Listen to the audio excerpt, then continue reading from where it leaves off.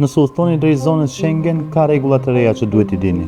Vendet evropiane nuk do t'u vendosin më vula në pasaportën tuaj, por ka një risi tjetër, do t'u merren shenjat e gishterinë dhe do të ruhen fotografi të fytyrës. Ky sistem i ri hyn në fuqi këtë të diel, pra më 12 tetor, me rregulla të rrethit të reja që do t'i zëvendësojnë vulat tradicionale të pasaportave me të dhëna biometrike për identitetin, duke transformuar mënyrën se si miliona udhëtar kalojnë kufirin. Të dhënat digjitale si fytyra e skanuar dhe shenjat e gishtrinëve do të ruhen për ta përllogaritur automatikisht afatin e qëndrimit në zonën Schengen, i cili do të vazhdojë të vlejë me rregulla të njëjta, maksimumi 90 ditë në çfarëdo periudhe prej 180 ditësh.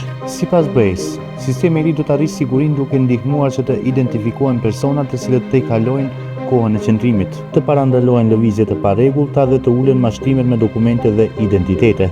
Sistemi do të implementohet gradualisht në faza, ndërsa pritet të jetë plotësisht funksional pas 6 muajsh. Këto rregulla do të vlejnë për të gjitha shtetet e Ballkanit Perëndimor, duke filluar prej nesër.